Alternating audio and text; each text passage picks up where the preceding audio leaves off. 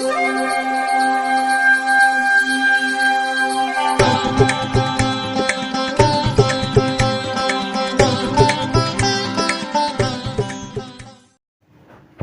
வசந்தகாலம் YouTube channel வாயிலாக இந்த இனிய காலை பொழுதில் உங்களுடன் தொடர்பு கொள்வது ஜோதிடர் சண்முகப்பிரியன், சென்னை அடையாறிலிருந்து. இன்றைய தினம், இன்றைய நாள் பிப்ரவரி மாதம் 5ஆம் தேதி திங்கட்கிழமை, சோபகிருது வருடம் தை மாதம். தை மாதத்தில் இது 22ஆம் திருநாள். இன்றைய நட்சத்திரம் கேட்டை, திதி தேய்பிறை, தசமி மதியம் 12:40 வரை, அதன் பின் ஏகாதசி. யோகம் சித்த யோகம். மேஷராசிக்காரர்களுக்கு சந்திராஷ்டம தினம். நாளைய விசேஷம், நாளைய தினம் ஏகாதசி விரதம். நாளைய விசேஷம் ஏகாதசி விரதம். இன்றைக்கி மத்தியானமே ஏகாதசி அப்படிங்கிற திதி ஆரம்பித்தாலும் நாளைக்கு விடியும் பொழுதில் பிச்சத்தில் ஏகாதசி இருக்கணும். அப்போ தான் விரதம். நாளைய தினம் ஏகாதசி விரதம். இன்றைய தினத்திற்கான ராகு காலம் காலை 7:30 முதல் 9 வரை, யமகண்டம் காலை 10:30 முதல் நண்பகல் 12 வரை, குளிகை நேரம் மதியம் 1:30 முதல் 3 வரை. இன்றைய தினத்திற்கான நல்ல நேரம், சுபகோரை நல்ல நேரங்கள்: நண்பகல் 12 முதல் 2 வரை, பிற்பகல் 3 முதல் 4 வரை, மாலை 6 முதல் 9 வரை. இன்றைய கிரக நிலவரம், இன்றைய கிரக நிலை: மேஷத்தில் குரு, கன்னியில் கேது, விருச்சிகத்தில் சந்திரன், தனுசில் சுக்கிரன், மகரத்தில் சூரியன், புதன், செவ்வாய், கும்பத்தில் சனி, மீனத்தில் ராகு.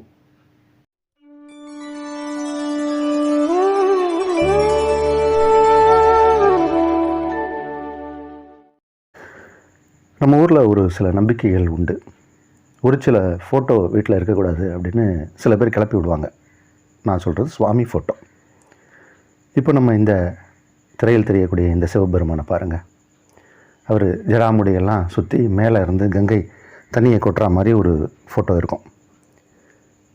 இந்த மாதிரி ஃபோட்டோ இருக்கக்கூடாது அப்படின்னு கிளப்புவாங்க.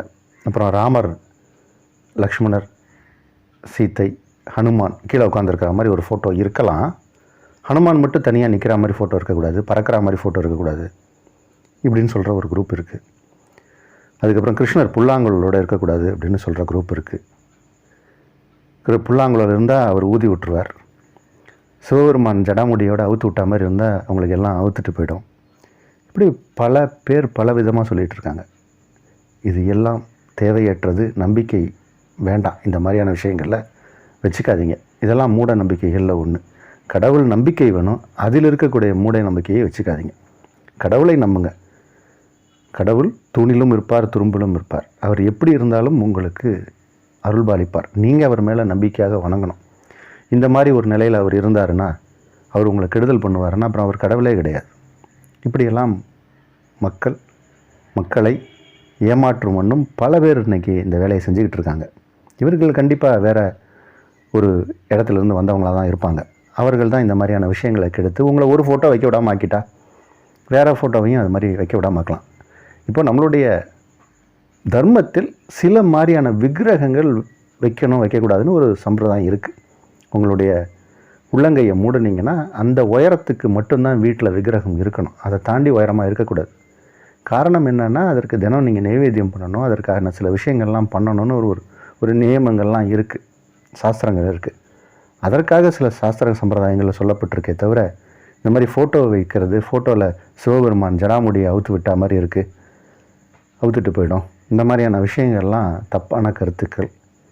ஸோ இந்த மாதிரியான ஒரு சில விஷயங்கள் என்னால் முடிந்த வரைக்கும் இந்த யூடியூப் சேனலில் சொல்லிக்கிட்டு தான் இருக்கேன்.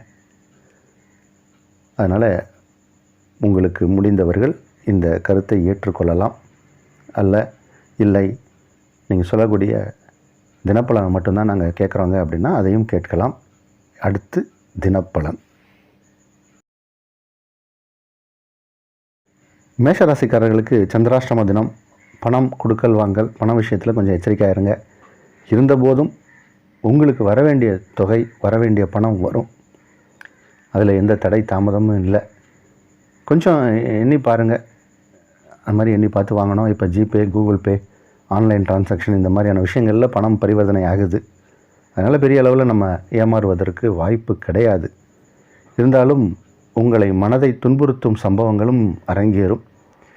நம்ம ஒரு செலவுக்காக பணத்தை எடுத்து வச்சுருப்போம், வேறு சில இடங்களுக்கு அந்த பணத்தை கொடுக்க வேண்டியது இருக்கும்.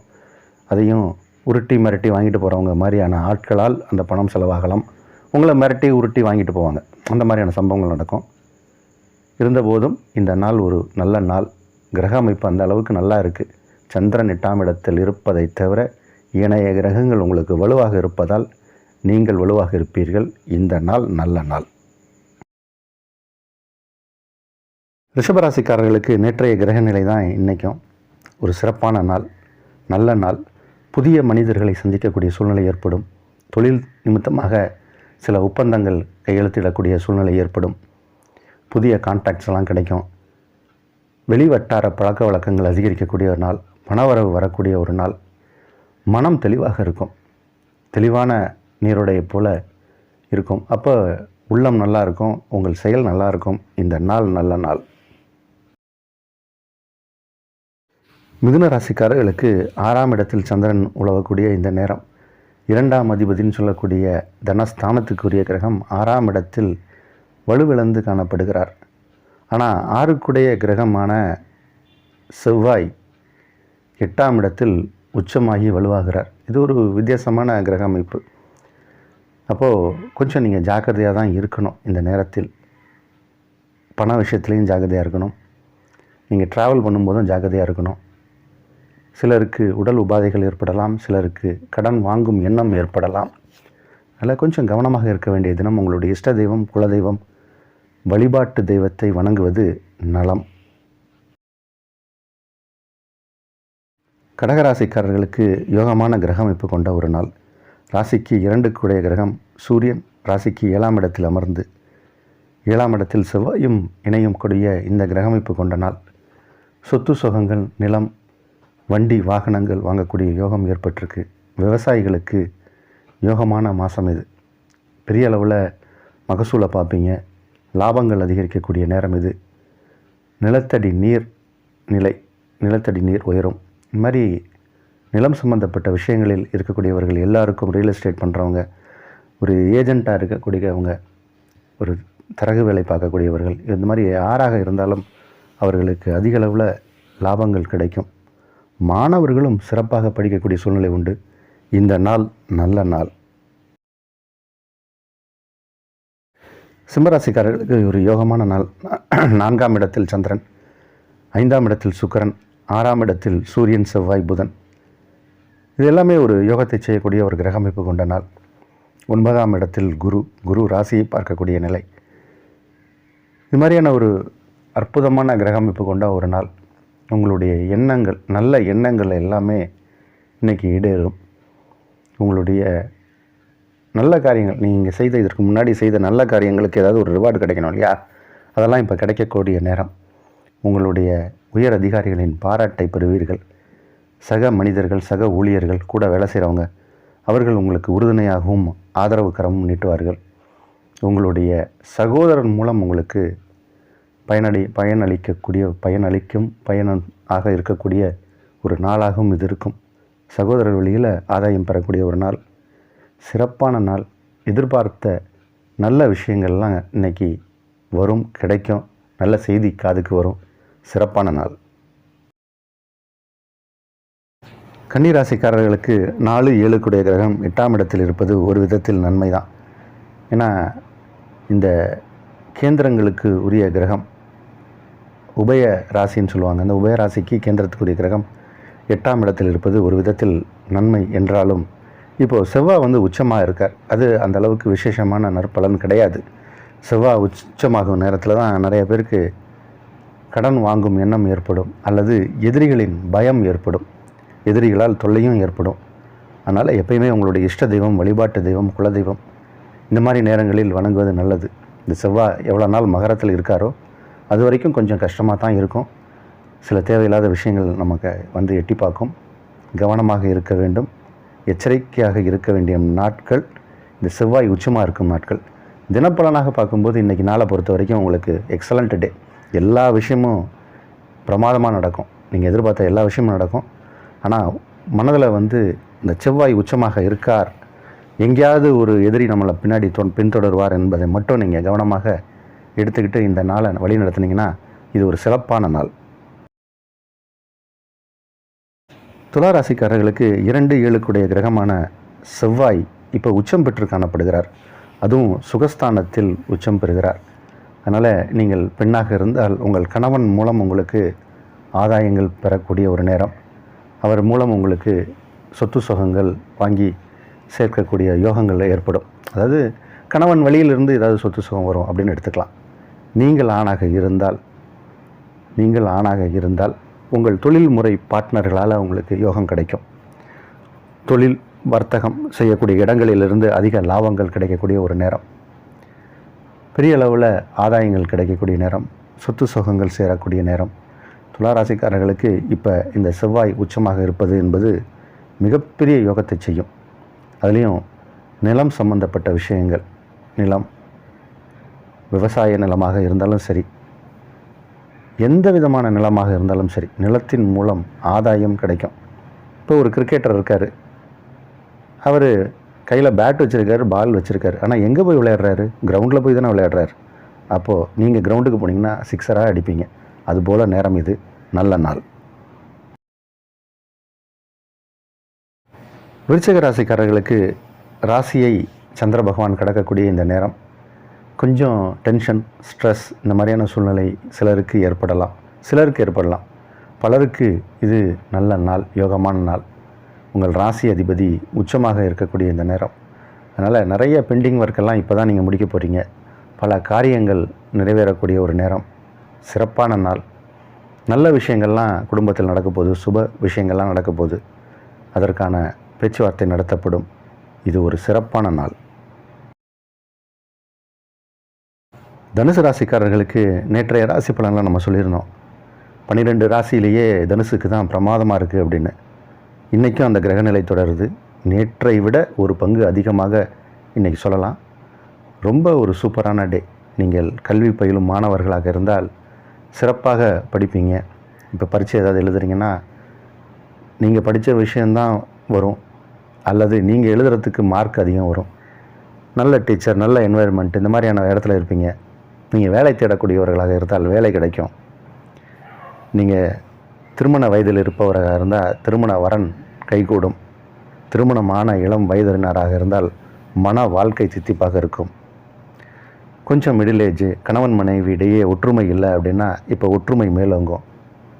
கொஞ்சம் நீங்கள் ரிட்டையர்மெண்ட் ஸ்டேஜில் இருக்கீங்கன்னா ரிட்டையர்மெண்ட் பெனிஃபிட்ஸ் எல்லாம் கிடைக்கும். அப்படி ஒரு நாள். இதை நீங்கள் யூஸ் பண்ணிக்கணும். நம்ம அந்த நேரம் நல்லா இருக்குது அப்படின்னா அதில் என்னென்னலாம் ஒர்க்கு செய்யணுமோ எல்லாத்தையும் எடுத்து செய்யணும். அப்படி செஞ்சிங்கன்னா இன்றைக்கி எல்லா விதத்திலும் வெற்றி பெறக்கூடிய ஒரு அற்புதமான, சிறப்பான, அருமையான நாள் தனுசு ராசிக்காரர்களுக்கு. மகர ராசிக்காரர்களுக்கு இது ஒரு சந்திர பலம் நிறைந்த நாள். தாராபலம், சந்திரபலம் அப்படிம்பாங்க.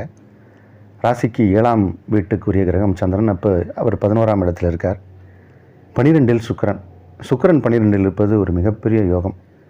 அப்போது இளம் வயது திருமணமானவர்களுக்கெல்லாம் மன வாழ்க்கை பிரமாதமாக இருக்கும். நல்ல குடும்பம் அமையும். சில பேர் இப்போ தனி குடித்தனம் போகணும்னு நினைப்பாங்க. அந்த மாதிரி போகணும்னு நினச்சாலும் அவங்களுக்கு ஒரு தனி குடித்தனத்துக்கு வாய்ப்பு ஏற்படும். கூட்டு குடும்பத்தில் இருந்தாலும் மாமனார், மாமியார், மைத்துனன் அப்படின்னு ஒரு சிறப்பான கூட்டு குடும்பமாக இருக்கும். குடும்ப வாழ்க்கை அருமையாக இருக்கும். பண வரவு வரக்கூடிய நேரம். எதிர்பார்த்த எல்லா விஷயங்களும் இன்றைக்கி இனிதாக நடக்கக்கூடிய சிறப்பான நாள். தொழில் முறையிலும் லாபங்கள் அதிகரிக்கக்கூடிய நாள். லாபங்கள், நிதி நிலையில் ஒரு உயர்வு ஏற்படக்கூடிய சிறப்பான நல்ல நாள். கும்பராசிக்காரர்களுக்கு 6குடையவன் 10இல், 10குடையவன் 12இல் உச்சம். இது ஒரு பெக்குலியரான கிரகமைப்பு கொண்ட நாள். உங்களுக்கு இது ஒரு சிறப்பான நாள் தான். வழக்கு வியாஜியங்களில் வெற்றி கிடைக்கும். தொழில் முன்னேற்றம் நல்லாயிருக்கும். தொழில் ரீதியாக நீங்கள் எடுத்து வைக்கக்கூடிய ஒவ்வொரு ஸ்டெப்லேயும் முன்னேற்றம் தான். விரிவாக்கம், தொழில் விரிவாக்கம் எல்லாமே இப்போ சிறப்பாக இருக்கும். ஆனால் கொஞ்சம் செலவுகளும் ஜாஸ்தியாக இருக்கும். முன்னாடி நம்ம செஞ்சிட்ருக்க செலவை விட இப்போது எதிர்பாராத பல செலவுகள் வரும். அது தொழில் ரீதியாகவும் இருக்கலாம். உங்களுடைய வீடு அதாவது ரெனோவேஷன் இந்த மாதிரி எதுவாக இருந்தாலும் சரி, பட்ஜெட்டை தாண்டி கையை மீறி போகும். கைக்கு மீறியான செலவுகள் வரும். வரவுகளும் இருக்கும். ஆனால் பட்ஜெட்டை ஒன்று போட்டோம்னா அதை தாண்டி போகக்கூடிய சூழ்நிலை ஏற்படும். கொஞ்சம் சிக்கன நடவடிக்கை வேணும். இருந்தாலும் இன்றைக்கி ஆரோக்கியம் நல்லாயிருக்கும். குடும்ப உறவுகள் மேம்படக்கூடிய ஒரு நாள். குடும்பத்தில் இருப்பவர்கள் ஆரோக்கியமாக இருப்பார்கள். மனம் மகிழ்ச்சியோடு இருப்பார்கள். ஒரு சிறப்பான நாள் இது. மீன ராசிக்காரர்களுக்கு இது ஒரு நல்ல நாள். 2, 9 கிரகம் செவ்வாய். அவர் இப்போது ராசிக்கு 11ஆம் இடத்தில் வந்து உச்சம் பெறுகிறார். 11ஆம் இடத்தில் சூரியன், புதன், செவ்வாய். இது ஒரு பிரமாதமான கிரக அமைப்பு. பொதுவாகவே 11ஆம் இடத்தில் சந்திரன் வந்தால் யோகம், 11ஆம் இடத்தில் சூரியன் வந்தால் யோகம், 11ஆம் இடத்தில் இப்போது புதன், சூரியன் கூடவே செவ்வாயும் வந்து சேர்ந்திருக்கார். செவ்வாய் தான் உங்களுக்கு தனஸ்தானாதிபதி. அப்போது தனஸ்தானாதிபதி உச்சமாகும்போது தன லாபங்கள் அதிகரிக்கும். தனஸ்தானத்தில் தன காரகன் அமர்ந்திருக்கார். எப்படி இருக்குது பாருங்கள் கிரக அமைப்பு. மீனராசிக்காரர்களை கையில் பிடிக்க முடியாது. ரொம்ப சந்தோஷமாக இருப்பாங்க. நீங்கள் எவ்வளோ தூரம் நீங்கள் சந்தோஷமாக இருக்கீங்களோ அந்த அளவுக்கு இளமையாக இருப்பீங்க. ஆயுள் நீடிக்கும். சில பேர் எதையாவது பழைய விஷயங்களை போட்டு யோசிச்சுட்டு இருப்பாங்க, கவலைப்படுவாங்க, கஷ்டப்படுவாங்க. அதெல்லாம் தூக்கி போடுங்க, சந்தோஷமாக இருங்க. இன்றைக்கி அப்படி இருக்கக்கூடிய ஒரு நாள், நல்ல நாள்.